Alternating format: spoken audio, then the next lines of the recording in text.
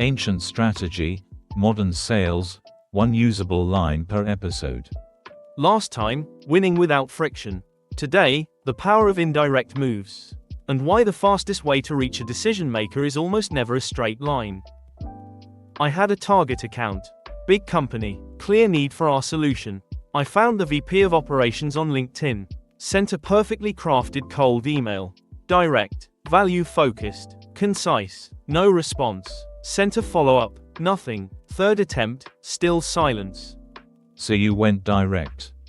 As direct as possible, and I got nothing. Meanwhile, a colleague closed a deal at the same company. I asked how. She said she'd connected with a mid-level manager at a conference, helped him with a small problem unrelated to our product, and 3 months later, he introduced her to the VP himself. By the end of this episode, you'll know why indirect moves outperform direct ones, and how to use them deliberately. My old belief: the shortest distance between 2 points is a straight line. In sales, that means go to the decision maker. Make the pitch. Be direct. Be efficient. Don't waste time on people who can't sign. Sounds logical. Extremely logical, and extremely predictable. Every other salesperson had the same idea. The VP's inbox was full of direct pitches. Mine was just one more. I wasn't being efficient, I was being invisible. Because you took the defended path. The defended path. When everyone takes the same direct route, defenses accumulate there. Gatekeepers, spam filters, polite declines. The direct path becomes the most congested, most defended, most expensive route to the decision. Sun Tzu wrote about this principle in the chapter on maneuvering. Yi yu wei ji, yi wan wei li. Make the devious route the direct route, and turn disadvantage into advantage. Turn the long way into the short way. Exactly. The general who marches straight at a fortified position meets maximum resistance. The general who takes a longer, unexpected route arrives at an undefended position. The detour becomes the shortcut. Not by accident, by design. Hold that principle. We'll apply it directly to sales. So the indirect route isn't slower, it's actually faster, because there's no resistance on it. Time is not just distance. Time is distance plus friction. A short path with heavy friction takes longer than a long path with none. This is counterintuitive, which is why most salespeople miss it. And in sales, what does an indirect move actually look like? Instead of pitching the VP directly, you build a relationship with someone who already has the VP's trust. Instead of leading with your product, you lead with insight that makes you valuable before you ever sell. Instead of asking for the meeting, you create conditions where the meeting is offered to you. So my colleague didn't take a detour by accident. She took the indirect path, and it delivered her to the decision maker faster than my 3 direct emails. With an introduction, with trust already built, with the VP expecting her call, she arrived at an undefended position. You arrived at a fortified one. That reframes everything. I thought indirect meant slower. It actually means smarter. You arrive with less resistance and more credibility. Let's examine why direct approaches fail more often than we admit. So what makes direct approaches so expensive? 3 costs that most salespeople never calculate. First, pattern recognition. Decision makers receive dozens of direct pitches weekly. They've developed automatic filters. Your email looks like every other email. Your call sounds like every other call. Being direct makes you generic, and generic gets deleted. Second, you start from zero trust. A cold direct approach means you have no relationship, no credibility, no context.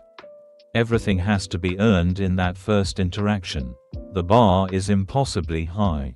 1 email to convince a stranger to change their schedule for you.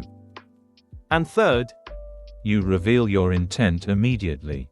The moment you pitch, you're categorized as a seller. Every word after that is filtered through skepticism. Even good ideas get discounted because the listener's guard is up. You've announced yourself as someone who wants something. That changes how everything you say is received. So the pattern is, I go direct, I get filtered, I start with no trust, and I'm immediately categorized as a seller. The more direct I am, the harder the path becomes. While your competitor who went indirect arrives with trust, credibility, and an open door. How do I build indirect paths deliberately? 3 methods. Each one creates an indirect route to your target. Deliberately indirect, not accidentally. Strategy, not luck. Method 1, the warm bridge. Identify someone your target already trusts. Build a genuine relationship with that person first. Provide real value to them. When the time is right, the introduction happens naturally. You haven't pitched anyone, you've built a bridge. Method 2. Lead with insight, not intent. Share valuable thinking, an article, a case study, an observation about their industry, without asking for anything. Do this consistently. Over weeks, you become a source of value. When you eventually suggest a conversation, it's welcomed, not deflected. And method 3.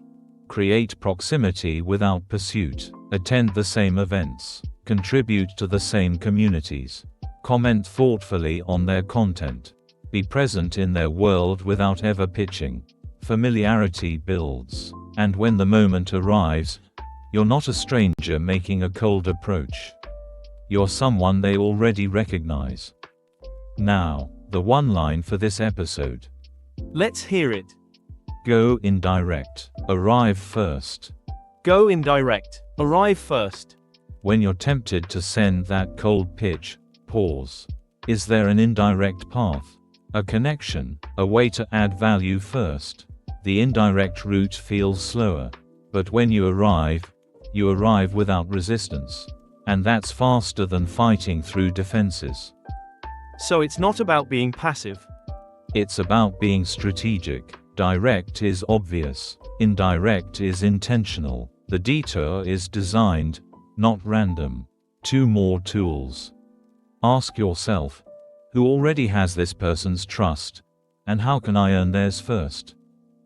You're mapping the bridge before you cross it. Find the bridge. Earn your way onto it. The introduction to your target becomes inevitable, not forced. And the second tool. Before any outreach, ask, am I approaching an undefended position, or a fortified one? If fortified, find the indirect route. Change the angle. Arrive where they don't expect a pitch, and where your value speaks first. 3 tools. Go indirect, arrive first. Who already has their trust? And fortified or undefended. All about finding paths with less resistance. Let's lock them in.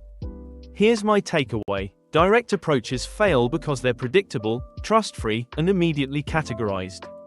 Indirect moves work because they build credibility before the ask. The detour isn't a delay, it's a strategy. Keep going. Sun Tzu said make the devious route the direct route. In sales, that means building bridges through trusted connections, leading with insight instead of intent, and creating proximity before pursuit.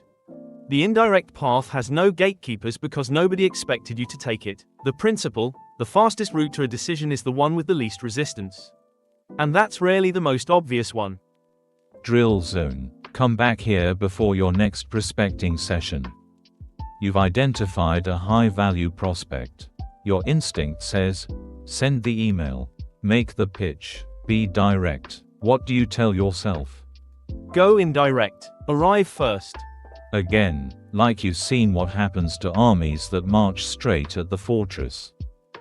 Go indirect. Arrive first. Good. Now the bridge question. Who already has their trust, and how can I earn theirs first? And the position check. Am I approaching a fortified position, or an undefended one? The sequence. Outreach impulse hits. Reset. Go indirect. Arrive first. Map. Who already has their trust. Check. Fortified or undefended. Don't march at the walls. Find the path nobody's watching. Reset. Map. Check.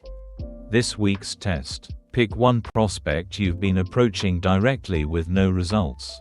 Stop the direct campaign. Find one mutual connection or one way to add value without pitching. Take the indirect route. And if I don't have any connections? Then start building them. The indirect path requires preparation. But one genuine connection is worth 50 cold emails. The bridge isn't built overnight, but it carries more weight than any direct pitch. Which tool should I try first? Whichever matches your week. A. Go indirect. Arrive first. B. Who already has their trust. Or C. Fortified or undefended. Drop your pick in the comments. I read every one. What's next? Why the obvious path fails, and what happens when every salesperson follows the same playbook to the same decision maker. Same calm tone, one usable line. Ancient strategy, modern sales, one usable line per episode.